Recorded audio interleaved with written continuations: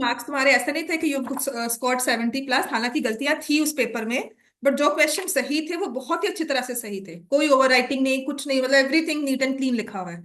I someday I show that paper, आपको मैं उसमें फॉरवर्ड भी कर दूंगी ग्रुप में। Focus on the writing part, ठीक है ना।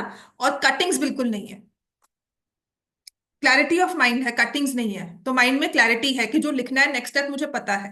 वरना हम लिखते हैं नहीं नहीं ऐसे नहीं, इसको ऐसे नहीं, अच्छा ये नहीं। तो जब दिमाग में कंफ्यूजन नहीं होती तो पेपर में भी नहीं आती।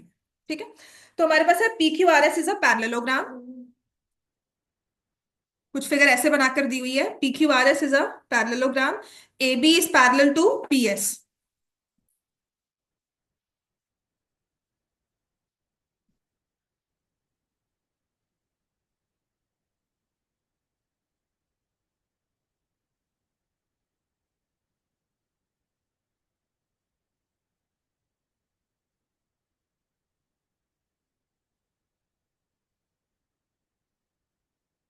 ये क्वेश्चन सिर्फ कंफ्यूजिंग है, बहुत मुश्किल नहीं है।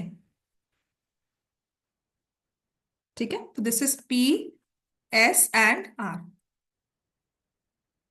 तो फिगर में सिर्फ हमें जो क्वेश्चन दिया हुआ है वो है P Q R S is a parallelogram and A B is parallel to P S. Prove that O C is parallel to S are.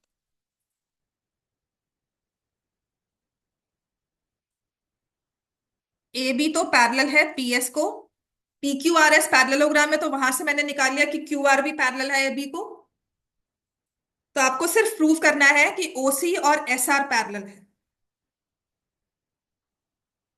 O C and S R they are parallel, how will we go about this? होगी तो similarity use. POS और AOB को similar करेंगे, QCR और ACB को, उसमें से कुछ ना कुछ कॉमन निकलेगा।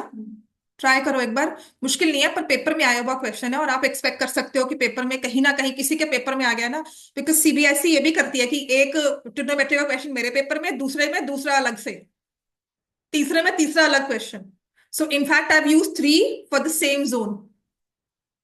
ठीक है, 3-4 एमसीक्यूज भी फर्क होते हैं। जम्बल्ड तो होता ही है सेट वाइज पेपर, पर एमसीक्यूज भी फर्क होते हैं। सो यू गेट सेट 1 2 3, फिर सेट 1 2 3, तो 3 बच्चों के बाद, तो सेकंड वाले के पास क्वेश्चन सेम होंगे पर नंबर सेम नहीं होंगे। तो until unless you can see the paper and the question, cheating करना बहुत मुश्किल है। एंड देन, और दूसरी चीज इसमें और क्या कर दी, फॉर फुल लेंथ क्वेश्चन आप कहो कि आपका आगे वाला का देख लोगे, वो बिल्कुल ही अलग है। समझ में आ गई बात? आपको ट्रिग्नोमेट्री का क्वेश्चन दिया कुछ और, सेकंड वाले को कुछ और, तीसरे वाले को कुछ और। 3 क्वेश्चन बुक में से, पर तीनों को अलग अलग। समझ में आ गया ना? तो उसमें चीटिंग और भी मुश्किल हो सकती है। तो यहाँ पे ऑब्वियसली देखो, या तो बीपीटी लगाओगे या सिमिलैरिटी। बीपीटी और सिमिलैरिटी में फर्क क्या हो जाता है कि when I go for BPT, मेरे पास ओपी और एपी आता है ना। ओएस और यहां पर आएगा। अगर मैं इसमें ले रही हूं तो मेरे पास सीआर और ये आ जाएगा, ये वाली साइड आ जाएगी। Right, I need to go for triangle, similar ही करते हैं। हाँ, पता मुझे नहीं होती, मुझे समझाना नहीं आ रहा वो क्यों नहीं होगी। मैं बताती हूँ क्यों। देखो ना, जब मुझे इस वाली साइड को लेना है तो मुझे पता है कि ये वाली साइड इस वाली रेशो में आ जाए, है ना। तो अब ये आ रहा है इसके इक्वल, है ना। और यहां पर लोगे तो ये वाली साइड इसके इक्वल आएगी, पर क्यू आर मुझे यूज करना है बिकॉज ये पैरेलल है। तो somehow I will use P S upon A B, है ना। तो ताकि मैं पी एस को क्यू आर से रिप्लेस कर दूं। क्लियर होगी बात ये? तो I will use similarity instead of BPT है। सिमिलर बीपीटी भी लेते हो तो +1 करना पड़ेगा आपको। ठीक है, तो मैं पहले लूंगी triangle O S P is similar, मतलब सिमिलर करना है। ये मैं स्टेप्स लिख कर दे रही हूँ, ओ बी ए लिखो आप खुद से। Can I prove triangle O S P similar to triangle OPA? OBA, A से होगा, लिखो, पेन चलाओ। ये स्टेप्स हैं आपके। अब जब आपने रिवीजन करनी होती है ना, तो आपको ये सब चीजें ना अपने माइंड में रिपीट करनी होती है कि पहले मैं इसको ऐसे प्रूव करूंगा, ये कैसे प्रूव होगा, ये लिखकर, इसका रीजन क्या होगा, ये this is how you should revise your geometry. जिसको ज्योमेट्री रिवाइज करनी नहीं आती ना, वो लिखने में बड़ा मुश्किल लगता है। तो लिखते तो हम 4 बार हैं, पर पेपर में अगर रिवाइज करना है, तो अच्छा इसको मैंने ये ट्राइंगल लिया, इसके बाद ये लिया, इसके बाद ये लिया। जब ऐसी क्लैरिटी दिमाग में आएगी, पेपर में अपने आप हाथ चलेगा। समझ में आ गया ज्योमेट्री कैसे रिवाइज करनी है। अब ये क्वेश्चन सॉल्व करना है, तो देखो मत, इसमें हमें लिखना है ओएसपी को सिमिलर प्रूफ किया ओबीए के। आप पेपर में मत लिख कर आना, ऐसा लिखना है in triangle OSP and triangle OBA these two angles are equal corresponding angles, these two angles are equal corresponding angles, therefore triangle OSP is similar to triangle OBA by AA similarity। समझ में आ गया। उसके बाद then triangles are similar, sides are proportional, OS upon OB is equal to SP upon AB is equal to OP upon OA। तो मुझे पता है OP OA शायद ही मैं यूज करूं।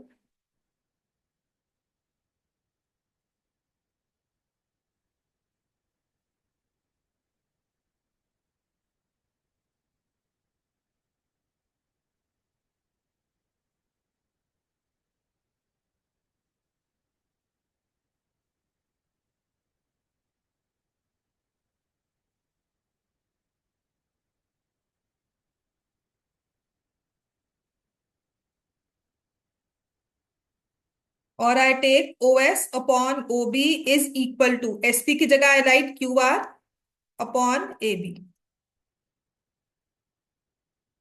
OS upon OB is equal to CR upon CB. 1 and 2 से।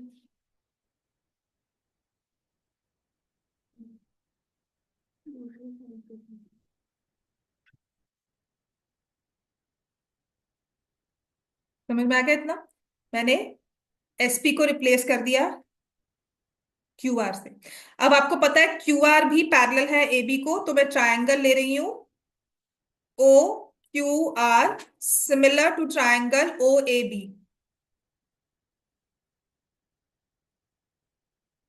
समझ में आ गया। अब बड़े वाला ट्रायंगल ले लो OQR OAB,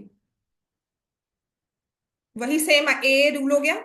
अब मैं यहाँ पर क्या लिखूंगी, देखो OQ अपॉन OA, मुझे पता है इसको नहीं यूज करने वाली क्योंकि ये बिल्कुल ही अलग साइड आ जाती है। Then I have QR upon AB, then I have CR upon CB, ये वाली चीज। और इसमें कॉमन फैक्टर क्या आ गया, इस SP को QR से रिप्लेस किया है। प्रोसेस समझ में आ रहा है सारा, ठीक है। फ्रॉम 1 and 2, राइट। तो I will have CR upon CB is same as OS upon OB। हाँ, CQR, सॉरी मैंने C की जगह वो लिख दिया, सॉरी, बात उसी की कर ली, लिख लिया C। This is CQR and CAB। ठीक हो गया ना, अब ठीक है ना। हाँ, तो यहाँ से CQ होगा।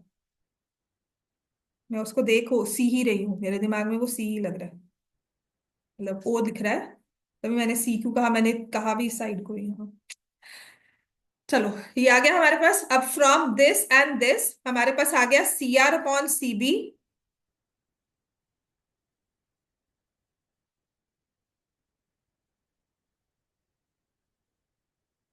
CR upon CB is same as OS upon OB। Reciprocal करने की जगह ना -1 कर दो। रेसिप्रोकल करके। हाँ, क्योंकि आपका OS पार्ट आ रहा है ना, हमें ट्राइंगल सिमिलर करने के लिए BS चाहिए होगा। ठीक है ना। अब देखो जो हमारे पास CR आया ना, वो ये चीज है, राइट। और ये आ गया BC कंप्लीट। अगर BPT लगाओगे तो आपको BR और CR चाहिए, और अगर सिमिलैरिटी लगाओगे तो हमको BR और BC चाहिए। तो ये जो मैंने चीज ली है ना, इसमें अल से CR रखना है अपने पास, इसको रेसिप्रोकल लेकर subtracting 1 both from both sides कर दिया। ठीक है ना। तो CB में से CR निकालोगे, आ जाएगा BR अपॉन CR, और OB में से OS निकालोगे तो आ जाएगा BS अपॉन OS। अब लगा रहे हो converse of BPT। Final step में हम लगा रहे हैं converse of basic proportionality theorem. समझ में आ गया? स्टेप्स में पहले आपने एक ट्रायंगल लिखा, फिर दूसरा ट्रायंगल सिमिलर किया, एक कॉमन साइड को हमने रिप्लेस कर दिया, या फिर आपको पता है कि क्यू बार और एस पी इक्वल है, तो हमारे पास ये रेशियो अपने आप आ गई। फिर हमने बीपीटी लगाई। लिख लो इसको।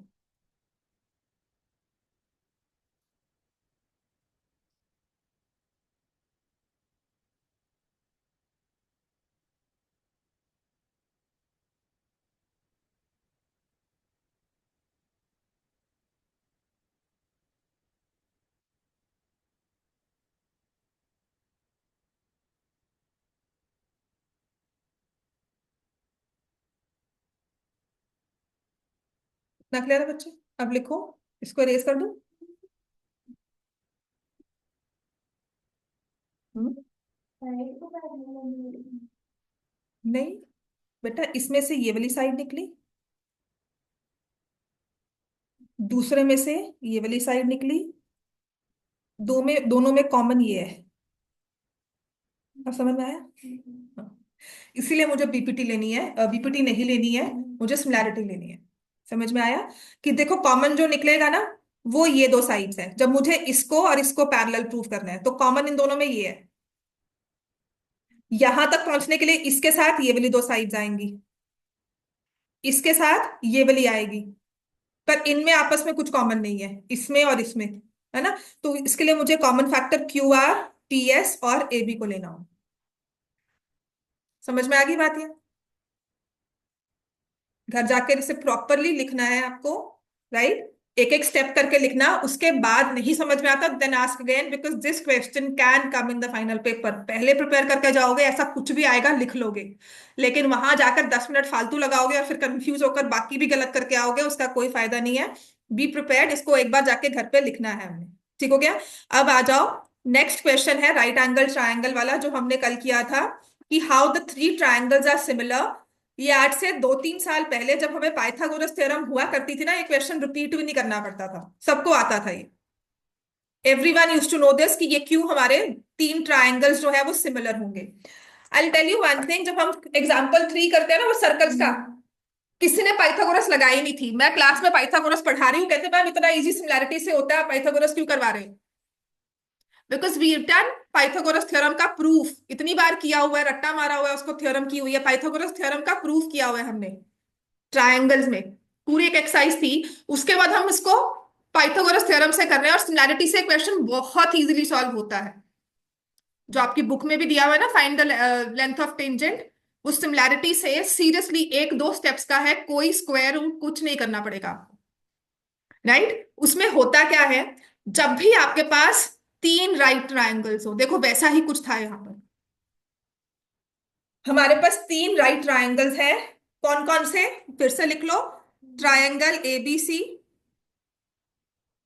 और फिर है हमारे पास ए बी सी लिखा है, तो मैं ए डी बी लिखूंगी, मैं 1-to-1 कॉरेस्पॉन्डेंस के साथ ही लिख रही हूं। और ए बी सी लिखा है, तो I will write triangle B D C. देखो, triangle A B C is similar to triangle A D B. अब आप बताओ क्यों? एक तो सबसे आसान वाला कौन सा है हमारे पास? 90 डिग्री, है ना? दो 90 डिग्री एंगल दिख रहे हैं मुझे दो ट्रायंगल्स में, मतलब एक तो आ गया। दूसरा कौन सा है उनमें? एक एंगल कॉमन है उनमें। ठीक होगी बात? ये तो हमने कहा ये सिमिलर है। तो ऐसे ही बीडीसी है हमारे पास, बीडीसी और एबीसी सिमिलर है, एक तो एंगल सी कॉमन हो गया उनमें। तो यहां से, हाँ 90 तो है ही है, ठीक है ना? तो यहां से मेरे पास आता है 1-to-1 कॉरेस्पॉन्डेंस के साथ एडीबी और बीडीसी भी इक्वल है, आपस में सिमिलर है, not equal. ADB and BDC are also similar triangles, ADB and BDC. अब प्रॉब्लम पता क्या होती है, जब हमें इसको बाईपास करना होता है, डायरेक्टली इन दोनों को हमें सिमिलर प्रूव करना है, हमें एबीसी लेना ही नहीं है। तो उसके लिए प्रूफ क्या होता है, आपने देखो इसको एंगल 1 लिया, इसको एंगल 2 लिया, जो 90 डिग्री वाले के दो हिस्से रहे, 45-45 नहीं हुआ वो। I am not talking about isosceles right triangle, या फिर वो एंगल बाइसेक्टर बन गया। मैं नहीं बात कर रही हूँ, मैं जनरल कभी भी कह रही हूँ, किसी भी राइट ट्रायंगल में ना आपने एंगल बी से, जो 90 डिग्री वाला एंगल है, उसमें से हाइपोटेन्यूज को कोई भी लेंथ ड्रॉ, उसको एक परपेंडिकुलर ड्रॉ कर दो, ठीक है, तो वो बाइसेक्टर नहीं है, ना ही वो मैं आइसोसेलेस ट्रायंगल की बात कर रही हूँ। तो इस केस में जो हमारा ये एंगल वन है ना, ये एंगल टू के तो इक्वल होने से रहा। लॉजिकली सोचो तुम, रीजन तुम्हें अपने आप मिल जाएगा, उसके बाद प्रूफ करना आ जाएगा, पर तुम्हें प्रूफ किसके करना है वो तुम समझो। एंगल वन एंगल टू के तो इक्वल होने से रहा, मैंने कहा ये तो परपेंडिकुलर है जी, आपने बाइसेक्टर कैसे ले लिया, मतलब मैं स्पेसिफिक केस में जा रही हूँ, वो हमें नहीं करना है। उसके बाद मैं क्या कह रही हूँ कि ये एंगल टू के इक्वल नहीं है, बचा इसमें 90 डिग्री, इसके तो इक्वल होने से रहा। एंगल वन एंगल डी के इक्वल कैसे होगा, ट्राइंगल में दो राइट एंगल्स, नहीं हो सकता। तो बचा कौन सा इसके पास इक्वल होने के लिए, सी। तो तुम्हारे पास एंगल वन एंगल सी के इक्वल है, और एक एंगल 90 तो है ही है, इसका एडीबी, और यहां पर एंगल बीडीसी। अब आता है ये इक्वल प्रूफ कैसे हुआ। How can I say angle one is equal to angle सी।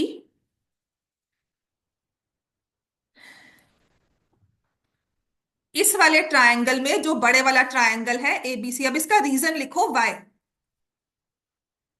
मुझे एबीसी को बाईपास करना है, ठीक है ना, मतलब एबीसी बीच में लेकर नहीं आना है, डायरेक्टली दोनों को प्रूव करना है। तो एबीसी के लिए मैं क्या करती हूँ, एबीसी में can I write angle A plus angle C is 90। समझ में आ गया ना, एबीसी में एंगल ए और सी 90 है, बी तो 90 है ही है, एंगल सम प्रॉपर्टी ए और सी भी 90 है। और ट्रायंगल ए डी बी में can I say angle A और एंगल वन 90 है। हो गया प्रूफ आपका, angle C is equal to angle one, दोनों को इक्वेट कर दोगे तो angle A common, angle C is equal to angle one, hence proof.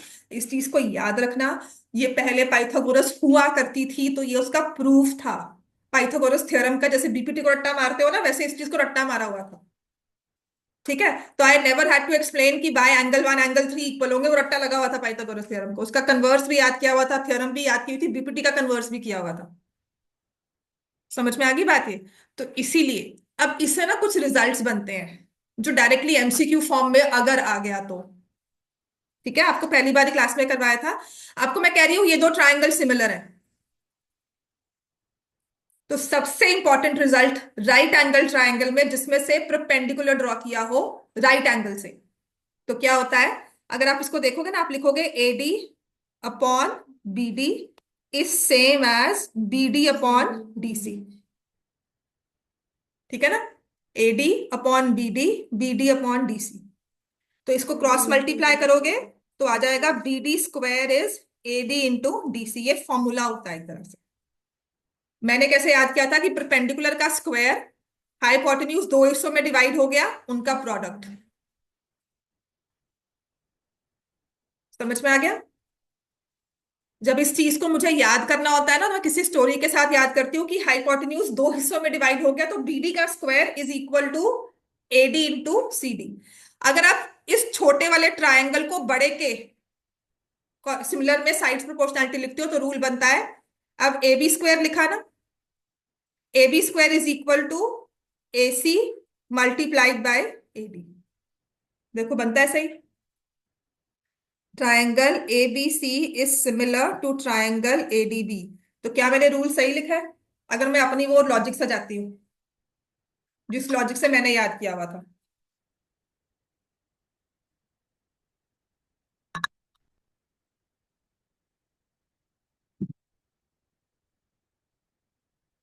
नहीं, ए डी अपॉन यहाँ पे आया, A B upon A D is equal to B C upon B D is equal to A C upon A, ठीक तो है। नहीं, तीन चाहिए, वो तो दो मुझे पता है कौन सी यूज करूंगी, तभी कहती हूँ तीनों लिख दो, उसमें से पता लग जाता है कौन सी है। अगर मैं नहीं सोचूंगी ज्यादा ना, I am not going on my thinking वाला थिंग, मैंने सिर्फ लिखना है, तो मैं तीनों लिख दूंगी, देन आई विल सी कि कौन सी दो मुझे यूज होती है। समझ में आ गया। तो ये आ गया ना, मैंने कैसे याद किया था कि जब हम ए बी का स्क्वायर कर रहे हैं तो हाइपोटेन्यूज पूरा लेना है, वो पार्ट जो एडी से ए बी से स्टार्ट हो रहा है, तो अगर मुझे बीसी स्क्वायर लिखना है तो बताओगे क्या होगा? BC square is equal to AC पूरा मल्टीप्लाई करेंगे किसके साथ? सीडी। सीडी, हाँ डीसी। समझ में आ गई बात है? राइट। तो ये कुछ रूल्स हैं जो हम डायरेक्टली याद कर लेते हैं अगर एमसीक्यू में आया। एक चीज ये होगी। नेक्स्ट लिखो। अब है angle bisector rule. Internal angle bisector rule. ये ना लास्ट ईयर डीपीएस में क्वेश्चंस थे उनके प्री बोर्ड्स में। ठीक है। सो यू नेवर नो कब आपका प्री बोर्ड अभी आपके वाले में आ जाए या फिर आपके फाइनल बोर्ड्स में एक ऑप्शन में क्वेश्चन आ जाए हमें। ठीक है। तो उसमें होता क्या है? उसने कहा है कि किसी भी ट्रायंगल में किसी भी एक एंगल को बाइसेक्ट कर दो। मतलब एंगल बाइसेक्टर ड्रॉ किया, इसको हम बोलते हैं इंटरनल एंगल। ये बाइसेक्टर थ्योरम हुआ करती थी, इंटरनल एंगल बाइसेक्टर थ्योरम। ठीक है। थ्योरम थी, मतलब हम लोग डायरेक्टली रिजल्ट यूज करते थे। आपको यही प्रूव करने को कहा है, पर आप पहले ये क्वेश्चन है आपके ऑप्शनल एक्सरसाइज में हुआ करता था। ठीक है। तो यहां से ना हमने एंगल ए को बाइसेक्ट किया। AD is the angle bisector. तो रूल क्या होता है? Prove A B upon A C, angle की दो आर्म्स। एंगल ए को बाइसेक्ट किया ना, उसकी दो आर्म्स कौन सी? ए बी ए सी। जो एंगल बाइसेक्टर है वो थर्ड साइड को जाके टकराया है, उसके दो हिस्से हो गए थर्ड साइड के, B D and C D. तो ए बी के साथ आएगा common vertex B D, A C के साथ आएगा कॉमन वर्टेक्स सी डी। बात समझ में आई? ये इक्वल होता है कि अगर किसी ट्रायंगल में आपने एंगल बाइसेक्टर ड्रॉ किया, the ratio of sides containing the angle is same as ratio of the third side, ratio of the two parts of the third side. समझ में आ गया? इसको प्रूव करना था, इसकी प्रॉपर थ्योरम हुआ करती थी। तो कैसे करेंगे इसको? क्लियर हो गया? कंस्ट्रक्शन होनी है इसमें, कुछ नहीं और करते तभी करवा रही है। ठीक है। तो यहां पर हम करते हैं, कंस्ट्रक्शन में लिखो फ्रॉम सी। इसका ना कन्वर्स था पेपर में, कन्वर्स भी होता है इसका कि हमें रेशियो सेम दिया, अब नाउ प्रूफ कि एंगल बाइसेक्टर है वो। तो from C draw CE parallel to AD intersecting BA produced at E. C से ना एडी को लाइन पैरेलल ड्रॉ करो। तो सबसे बड़ा चैलेंज ही जब हम करते थे ये था, ये पेपर से बाहर ना निकले। जब ऐसे ड्रॉ करते हो कॉस है ना, तो इसको पहले से ही दिमाग में रखकर we have to draw it from little below, कि इसको पैरेलल शो करने के चक्कर में पेपर से बाहर ना निकल जाए मार्जिन से।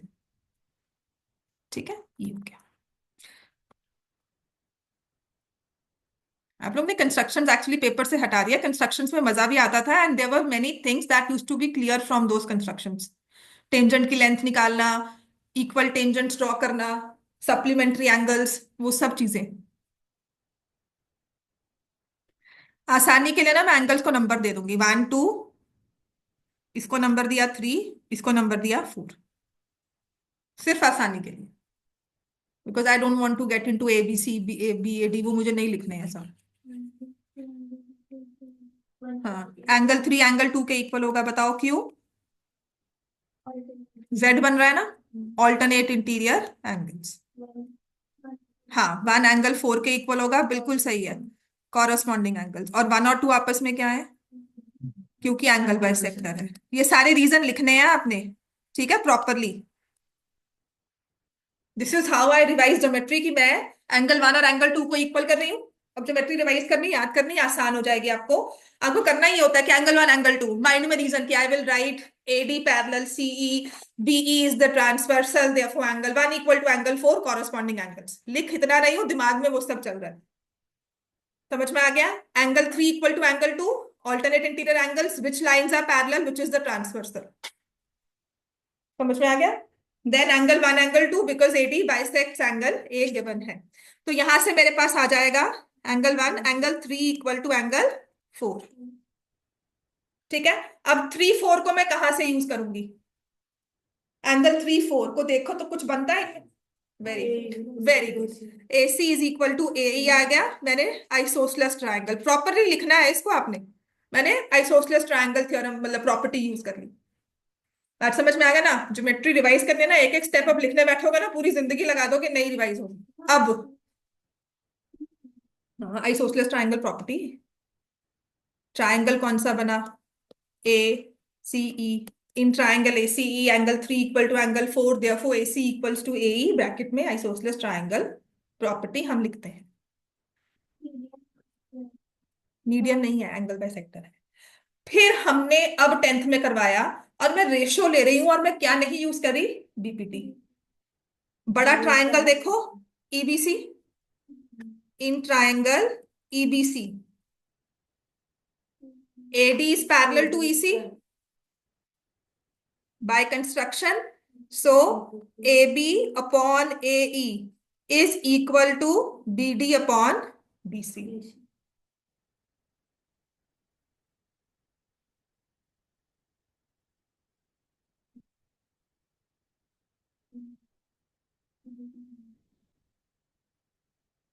ठीक है, अब आपने क्या करना है? AE को रिप्लेस कर देना है AC के साथ। यहां प्रूव किया ना? इस AE को यहां वाली इस AC से रिप्लेस कर दिया और आपकी internal angle bisector theorem prove हो गई। और यही होती है एक्सटर्नल के साथ भी, वो मैं नहीं करवाऊंगी, इतना ही कर लो बहुत है। देख, DPS के पेपर में इसका कन्वर्स था, जहां पे आपको रेशियो दिया prove that angle 1 equal to angle 2। Last year उनके प्री बोर्ड्स में कन्वर्स था इसका, और प्रॉपर कंस्ट्रक्शन करके सब दी हुई है। ठीक है, मैं क्वेश्चन दिखा भी देती हूँ आपको, वो क्या था मैंने लिखा भी होगा।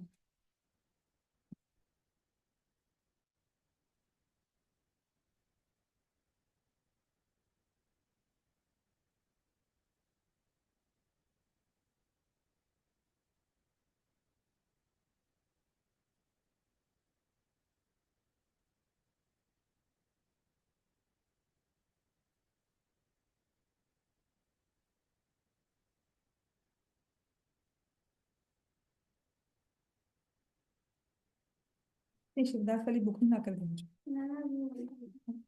कोई बात नहीं, मुझे ला दो। आई जस्ट वांट टू सी कि कुछ नया। मेरे पास बुक्स वैसे ही इतनी ज्यादा है, और वैसे मतलब I can't give away also books ना, बिकॉज मैं देती तो मुझे ध्यान भी रहता है, मेरे पास वापस भी आ जाती है। ठीक है, अब मैं क्या करी थी, तो मैं पेपर दिखा रही थी DPS का।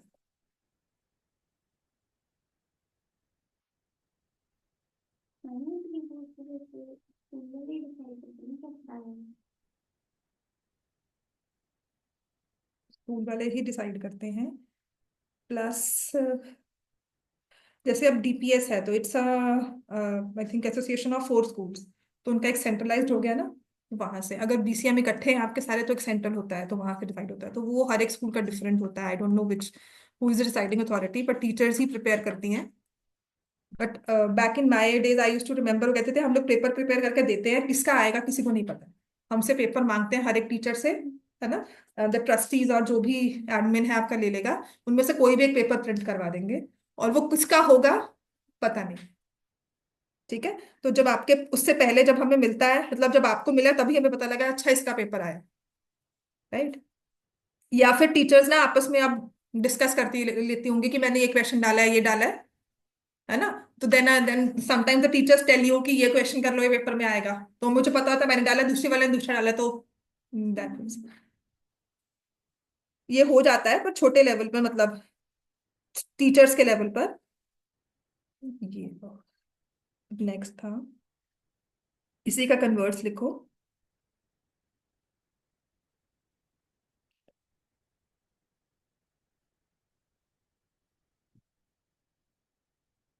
लिखो इन द गिवन फिगर, जो पेपर एक्चुअल DPS में आया था, in the given figure, construction भी नहीं लिखी हुई, मुझे था कंस्ट्रक्शन के साथ दिया हुआ है। BD upon DC is equal to AB upon AC। Prove that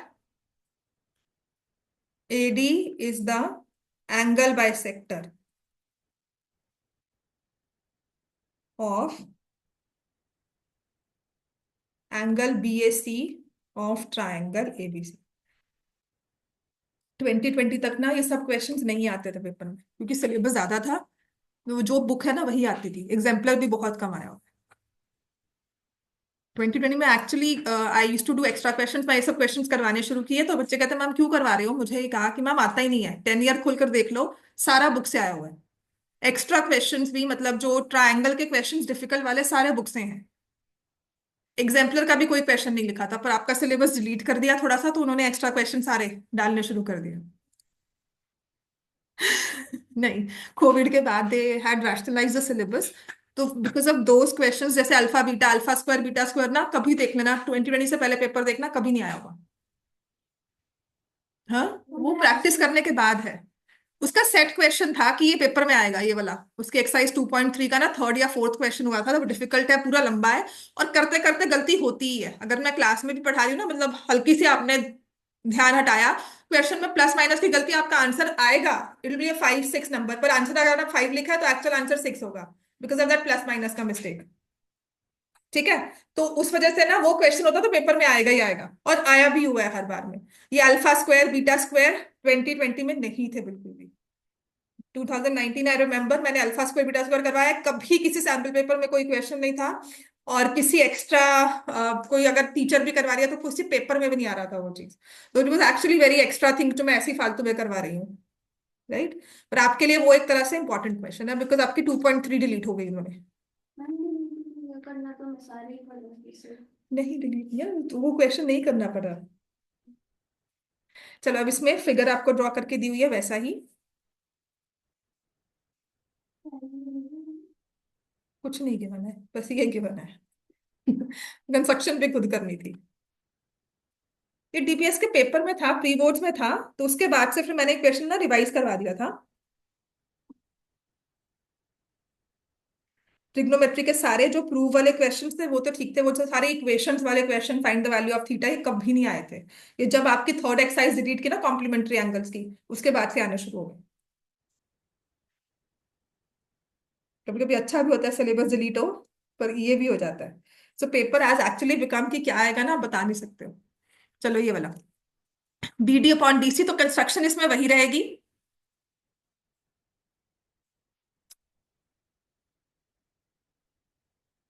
BD upon DC is equal to AB upon AC दिया हुआ है ना आपको।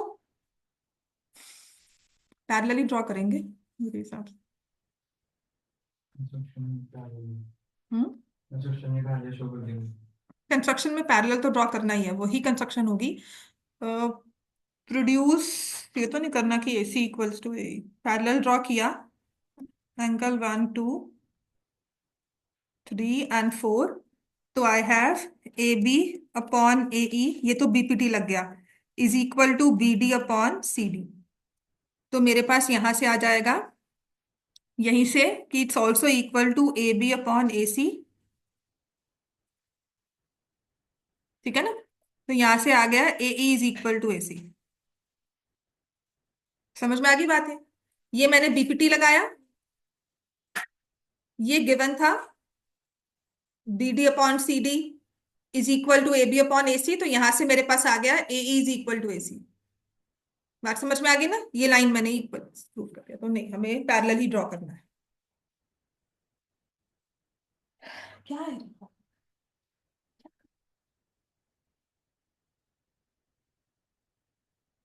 बात समझ में आ गई बच्चे सबको, ये ए इक्वल्स टू ए सी हो गया ये।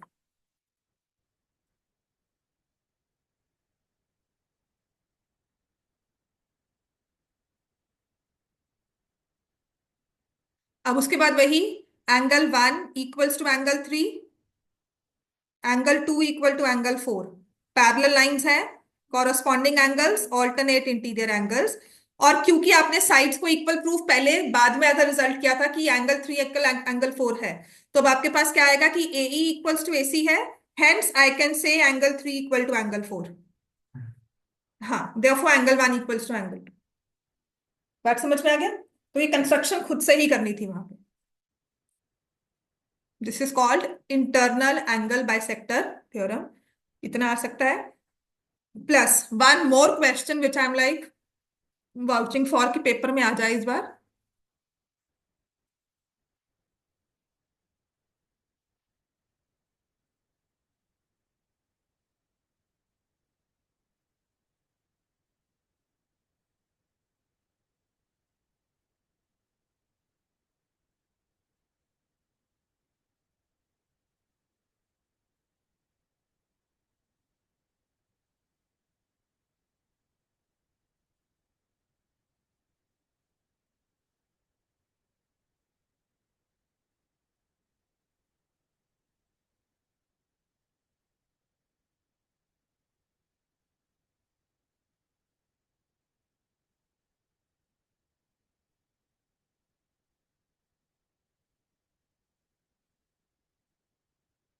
एक और क्वेश्चन इसके अलावा जो मुझे लगता है कि पेपर में, क्योंकि उसका ना एमसीक्यू पेपर में आया हुआ है आपके पास, उसे आज एमसीक्यू ना आपके सैंपल पेपर में दिया है।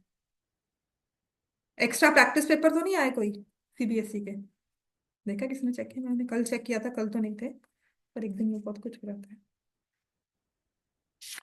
कोविड में टेंशन की होगी तो उनका तो प्रोजेक्ट हुआ नहीं था। ऐसी बात कर रहे सैंपल बोर्ड्स का नहीं हुए थे, 21 में देवर नो बोर्ड्स, कैंसिल हो गए थे, बिकॉज सेकेंड वेव उस टाइम पर था बहुत ज्यादा, और वो हुई भी बहुत, वो एक्चुअल क्रूअल वेव थी second wave. First wave was not that difficult to go about, second wave had actually made you weak. Hmm. Dikshit का पेपर दिया है ना? दीक्षित ने फाइनल नहीं, दीक्षित ने दिया है, दीक्षित जब 9th में था, वो तो 22-23 था, दीक्षित ने दिया है। अगले साल, हाँ उसके अगले टर्म 1 टर्म 2 होगी, विच वॉज गुड, राइट। उसमें भी यही था कि थर्ड वेव आएगी and it will be brutal. Actually second wave बहुत ब्रूटल थी, कि सबने कहा फर्स्ट वेव है, फर्स्ट वेव इतना ब्रूटल नहीं था। सेकंड वेव वाज एक्चुअली, जो हेल्दी भी थे ना उनको भी इट हैड कंज्यूम्ड। इंटरनल्स के हिसाब से मार्क्स लग गए थे उनके, तो I was not very happy actually, they were not very happy कि हम लोग अच्छा कर सकते थे, पहले ही नहीं पढ़े कोविड में, ठीक है ना, ऑनलाइन पढ़े नहीं, टेस्ट हुए वो नहीं अच्छे से किए, तो जो स्कूल ने रिजल्ट भेज दिया फिर। फिर तभी तो उसके बाद से यूनिवर्सिटीज ने, 11th 12th में यूनिवर्सिटीज ने सब जहां पर भी आप लेते हो आउटसाइड, परसेंटेज थोड़ी लेते हैं, they take an entrance exam. If you apply to DU also और योर, बाकी सब तो हैं, बट आई थिंक सब मेजर यूनिवर्सिटीज ने आपके परसेंटेजेस के अलावा एक एंट्रेंस टेस्ट भी करना शुरू कर दिया है ना, तो उस टाइम नहीं हुआ था। सबके नहीं भेज सकते ना, फिर रिग्ड हो जाएगा। हाँ हाँ 55 है, लेकिन देख उससे पता क्या होता है, हाँ पता क्या होता है, वो स्कूल पे टीचर के साथ तुम्हारी कितनी रैपो है, या तुमने क्लास टेस्ट में कैसे परफॉर्म किया, उसके हिसाब से फर्क पड़ता है। देखो इंटरनल्स तो 20 लग ही जाते हैं सबके, है ना, वो सबको पता है कि इंटरनल्स में 20 सबके आएंगे, 80 मार्क्स आपका एक्चुअल स्कोर है, 20 तो आपका ऐसे ही खाते में मिला हुआ है ना, तो उसमें वो कहते हैं, वो कहते हैं नहीं देंगे, बिकॉज उनका रिजल्ट मैटर करता है। करो ना करो, मैं दिखाने में लगा दूंगी। मुझे तो मैं दूंगी नहीं असेसमेंट, तो गलत बंदे से पंगा ले लिया। वो सब करते हैं बेटा, वो सब बोलते हैं, ठीक है ना। टीचर ने डराना ही होता है, एज अ पेरेंट जैसे हम नहीं डराते, मैं ये नहीं दूंगी आपको, मम्मा नहीं डराती हैं हर बार, पापा डराते होंगे ये बंद कर दो वो बंद कर दो, so as a teacher also we have that, हम लोग के पास हाथ में है क्या। Seriously, I went to my son school, मैंने कहा वो नहीं पढ़ रहा है, मैम कहते हैं वो क्लास में भी काम, they had like 15 days free, because school function में बिजी था, फ्री क्लासेस है, उनको पता है हमारा काम पेंडिंग है, वो फिर भी नहीं कर रहे। फिजिक्स की नोटबुक्स कंप्लीट करनी थी, वो कंप्लीट नहीं कर रहा है, कहते हम लोग कुछ नहीं बोल सकते, instead of other than saying बच्चा काम कंप्लीट करो, मारना है तो आप घर पे मारो, हम स्कूल में हाथ नहीं लगा सकते आपको। पहले हमारे टाइम क्या था, 2 थप्पड़ पड़ते थे टीचर से ही, और हम लोग डर डर के मारे घर पे जाके बोल भी नहीं सकते थे, क्योंकि घर पे और पिटाई हो जाएगी कि थप्पड़ पड़े आए तो मतलब तुम्हारी कोई गलती है, मतलब ये काम किया है तो that means you are at fault, right. तो दिस वाज एक्चुअली, तो टीचर ने मुझे स्पेशली कहा है फ्रॉम दैट स्कूल की हम लोग कुछ नहीं कर सकते हैं, आप मारो मारो, हम तो आपको कोई डांट भी नहीं सकते हैं, हम तो बच्चे को डांट भी नहीं पाएंगे, आपने मारना है तो अपने एंड पे मारकर उसको सुधार लो। समझ में आ गया ना, तो टीचर के पास अब है क्या तुम्हें डराने के लिए, मैं मार्क्स नहीं लगाऊंगी बस, इंटरनल से I will not give you marks. हाँ मार ले, धमकियां ना दे। नहीं मार सकते, एक्शन हो जाता है बेटा, नहीं मार सकते।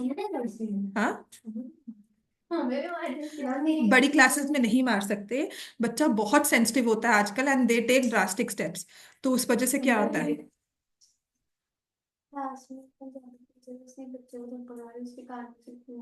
तो वही तो कह रही हूँ ना, अभी एक्शन हो जाता है इन चीजों पे, मतलब कॉपियों वगैरह के लिए नहीं, हम हरकतें कर रहे थे, हरकतों में तो फिर वो है ना, तो उसमें तो ऑब्वियसली है, लेकिन हम तो नोटबुक कंप्लीट नहीं करे तो हमें मार पड़ती थी। सीरियसली हम लोग तो बिना मतलब को थप्पड़ खाए हुए हैं, सीरियसली कह रही हूँ, but not me, but obviously I seen की काम नहीं पूरा है, होमवर्क नहीं किया है, टेस्ट में मार्क्स नहीं आए, तो पिटाई के लिए तैयार हो जाओ। होता है, मेरे को मारा हो, अब इनको मार तो सकते हैं। वो जिसने ये धमकी जो तेरे को नंबर नहीं दूंगी वो भी ऐसी है कि चल आप सर एक से बात बता सोचो, दे। मैं आपको पढ़ा रही हूँ, ठीक है ना, आप लोग पढ़ने को नहीं आ रहे, राइट।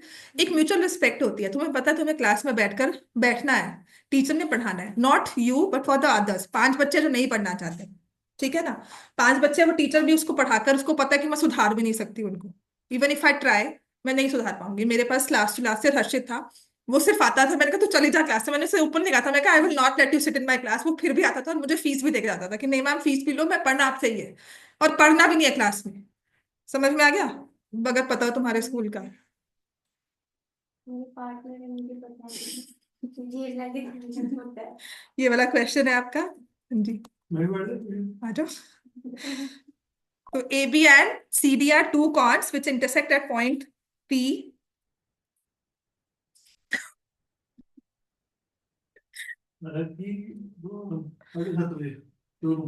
ठीक है, triangle APC similar to triangle DPB.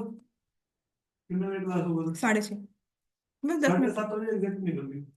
सब बच्चे सिर्फ बड़े, ठीक है, जाओ रिकॉर्डिंग हो रही है, जाओ जाओ जाओ जाओ, डालूंगी मैं।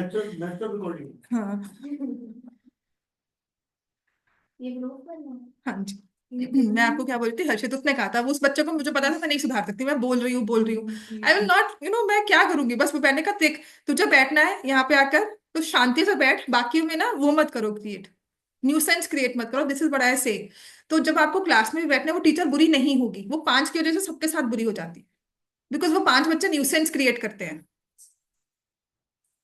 क्योंकि वो तो बस एक वैसे है, तुम्हें लगता है कि तुम नहीं कुछ कर रहे हो, मे बी सम वे और द अदर तुम किसी किसी को ट्रिगर तो कर रहे हो किसी वे में। सामने आके आपके साथ कुछ ऐसे हरकतें कर रहा है आपने उसके ऊपर चिल्ला दिया वो मेरे ऊपर ही चढ़ गई तूने उसके ऊपर चिल्लाया वैसे। वो टीचर को नहीं पता होती ना बात। ये आपको एक्सप्लेन किया है ये हुआ तुम्हारी गलती है तुम उसके आगे जाके बैठे ही क्यों? तो देख, कोई ना कोई अनरीजनेबल होता है, अब I can't look at, I actually will not look at one side and से मैं ये भी नहीं टीचर को डिफेंड करूंगी, पर कुछ ना कुछ तो आपस में होगा ना, उसके साथ तुमने पहले पंगे लिए होंगे। हाँ, तो पहले से कुछ ना कुछ खुंदस होगी ना, कुछ किया नहीं फिर भी खुंदस। तो कुछ ना कुछ तो होता है, मे बी मैम से मैं बात करूँ, मैम खुंदस किस बात की है। तुम सोचो जो मेरे फ्रेंड्स हैं ना वो सारे ऐसे जो आप कह हाँ, रहे हो ना फिर डांस फिर करते फिर फिर हैं होता ही है, थोड़े फिर होता ही है, फिर हाँ होता ही तो है, फिर उसको लगता होता है ही कि है तुम कि उसे ऐसे छोड़ दो, तुम हाँ छोड़ दो उनको, छोड़ो। कौन छोड़ूंगा। ये होता है, तुम नंबर्स लेके दिखाओ, सीरियसली कह रही हूँ, the actual test will be in that case is to actually give you an excellent, produce an excellent result, give that teacher इतना अच्छा रिजल्ट दो कि वो वैसे ही कहे कि कंपनी का कोई फर्क नहीं पड़ता। मुझे ना क्लास 12th में कहा जाता था, I remember one of my friends, very good friends, वो मेरी बेस्ट फ्रेंड जो है अभी तक, तो शी वॉज वेरी, पढ़ने में उतनी अनसीरियस, जितना वो मतलब मस्ती कर सकती है वो करेगी, and I was the one who was studious, तो हम दोनों की फ्रेंडशिप कैसे हुई हम भी नहीं जानते, बट सीरियसली हम लोग कंप्लीटली ऑपोजिट से, मैं जितनी शांत वो उतनी ज्यादा, मतलब उद्दंड वाला बच्चा नहीं होता वैसा, मतलब बिल्कुल ही क्लास में शरारतें करनी वो सब करनी। तो I we got long each other, तो उसने क्या ना, तो उसने उसके पास नोट्स होते थे सारे, एक्स्ट्रा बुक्स, वो सब मुझे लाकर दे देनी। तो मैम ना, I remember every time in class 11 and 12, उसको छोड़ दे, तेरा मार्क्स बहुत सफर करेंगे, उसको छोड़ दे, मार्क्स सफर करेंगे। मैंने कहा मैम मुझे पता है वो क्या है, she is not hampering my studies, she is not saying कि पढ़ना नहीं है ना, मुझे नहीं उठाते, वो खुद मस्ती करती है मुझे पता है, बट शी विल नॉट से कि नहीं आज पढ़ना नहीं है, अगर मैं पढ़ रही हूँ तो ठीक है, लेट इट बी, मेरे पास बैठ जाएगी पढ़ने के लिए, पर ये नहीं कहेगी कि नहीं चल पढ़ना छोड़, ठीक है ना। तो बट वैसे वो शरारती थी क्लास में, राइट। तो उस टाइम मैंने क्या किया, अच्छा रिजल्ट दिया कि मैंने रिजल्ट नहीं सफर करता, पर मैं उसको छोड़ूंगी भी नहीं, ठीक है ना। हाँ, अपने मार्क्स इतने अच्छे प्रोड्यूस कर कि तुम्हारे मार्क्स भी नहीं आते उसकी वजह से, फिर कुछ ना कुछ रीजन से मार्क्स भी नहीं आ रहे, तो कहीं ना कहीं से हम भी लेट। तो 82 वाला तू क्यों नहीं है, बस। नहीं इसने बोल दिया बात असेसमेंट जीरो नहीं नहीं, ऐसा नहीं होता। तो तुम्हारे 80 में से why not you have scored 72, that's what I. हाँ, तो तेरे क्यों नहीं है, वही तो कह रही हूँ, है ना, ये जरूरी चीज है। चलो, इसमें आपको ना ये 9th का रूल है, 10th में आकर शायद आप भूल सकते हो, विच इज यहाँ पे याद रखने वाली चीज क्या है, angles in the same segment, आपको प्रूव करना है ये सिमिलर है। उसके लिए हमारे सीबी ज्वाइन नहीं करते इसमें सेगमेंट सीबी हो जाएगी। हाँ, segment C B angle C A B is equal to angle C D B. मैंने कहा है ना ये क्वेश्चन क्यों इक्वल है, क्योंकि नाइन्थ का कोई क्वेश्चन है टेंथ में आता ही आता है, नाइन्थ बेस्ड कोई क्वेश्चन टेंथ में आ ही रहा है। मैम जैसे हमने नाइन्थ में जैसे अगर हम सीधी ज्वाइन कर देते तो एक उसमें नहीं बन जाता मैम? वो साइक्लिक क्वाड्रिलेटरल है, सम ऑफ ऑपोजिट एंगल्स, जो पहले इसके पहले करवाया था। चलो ये आ गया C A B equals to angle C D B. ठीक है, एक वर्टिकली ऑपोजिट एंगल हो गया, और ये वाला भी ले सकते हो by the same rule, angles in the same segment. समझ में आ गया ये बच्चे? ये याद कर लेना। अब यही चीज आती है तुम्हारे वाले रूल में अब आएगा, तुम्हारा वाला जो तुम कह रहे हो कि इसको सारा ज्वाइन कर देते थे। ये समझ में आ गया? This is when the chords intersect inside the circle. ठीक है, P is not the centre. यहाँ पे गलती क्या था, क्या करते, कंफ्यूजन क्या करते हैं, इसको ओ दे दिया, लिखा कहीं नहीं है ओ सेंटर है, आप मानते हो ओ सेंटर है, हेंस हाँ जी प्रूव कर दो। ऐसा नहीं करना। इसी का फर्दर इसका रूल जो होता है, ये सब चीजें हमने थ्योरम्स में की हुई हैं actually, that's why we remember. हमें थ्योरम्स थी कि प्रूव दैट, ये वाला, कि अगर कॉर्ड्स इंटरसेक्ट कर रही हैं then AP into BP is equal to CP into DP. ये आप सिमिलैरिटी से प्रूव कर सकते हो। ट्राइंगल सिमिलर की है, AP upon CP upon BP, CP upon BP is equal to AP upon BP. Triangle similar किया बेटा, तो जब क्रॉस मल्टीप्लाई करोगे प्रोडक्ट सेम आएगा। इससे ना रूल मुझे याद नहीं है कौन सा बोलते, थ्योरम कौन सी बोलते थे, इसमें बोलते थे secants intersect inside the circle. Two chords intersect inside the circle, then product of two corresponding parts, segments का product जो है ना वो equal होगा हमेशा। ठीक है, और याद रखने का वे था कि अगर कॉर्ड्स है तो डायमीटर्स भी तो हो सकती हैं, डायमीटर्स लॉन्गेस्ट कॉर्ड है, तो दोनों रेडियाई इक्वल है, तो 5 5 5 5 स्क्वायर्स इक्वल है। ठीक हो गया ना, क्लियर हो गया? अब नेक्स्ट है इसी का जो अदर वे राउंड है, chords intersect outside the circle. Circle लिया, ये कुछ इस तरह से ड्रॉ करके दिया जाता था, chords intersect outside the circle, the secants intersect basically. तो मैं इसको ले रही हूं यहां पर, बुक के हिसाब से बीडी दिया हुआ है, इसको एसी दिया हुआ है, दिस इज जॉइंट। ये प्रूव करना सबसे कॉम्प्लेक्स हो जाता है। ठीक है, prove that triangle PBD is similar to triangle PCA.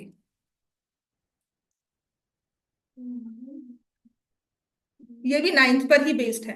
एक एंगल तो तुम्हें मिल गया सबको।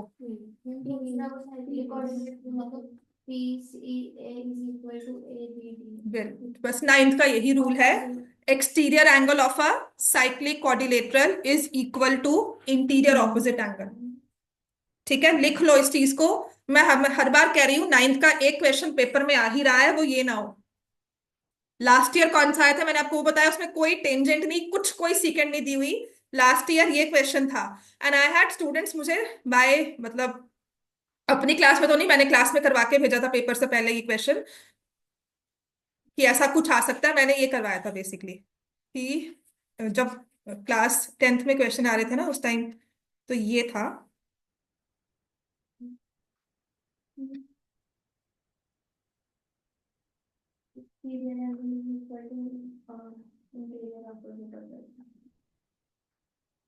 ये ए बी, इसको सी ले लो, सी ले लो,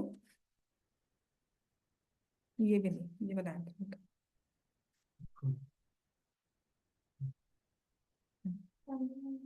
हाँ, मैं बताती हूँ। ये मैं क्लास नाइन्थ के लिए ना, मैंने ये वाला क्लास टेंथ को मैं ये क्वेश्चन प्रिपेयर करके भेजा था।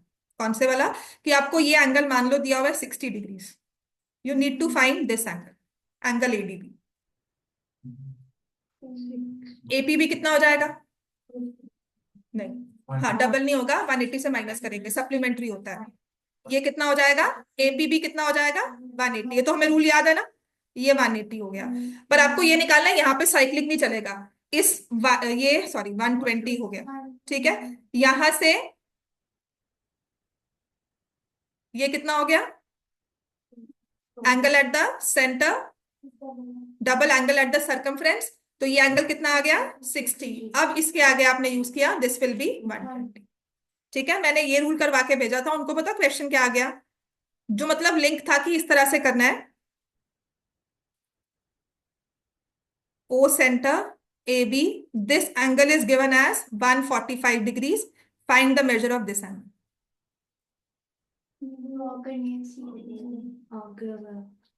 इसको आगे एक्सटेंड किया, हाँ इसको एक्सटेंड किया, ये कितना हो जाएगा, 145 का हाफ हो गया 72.5, 180 से माइनस कर दो। समझ में आ गई बात ये?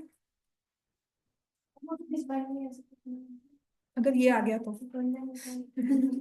अगर ये आ गया तो अच्छी बात है, लास्ट ईयर ये था। ठीक है, चलो ये वाला कर लिया हमने, डन।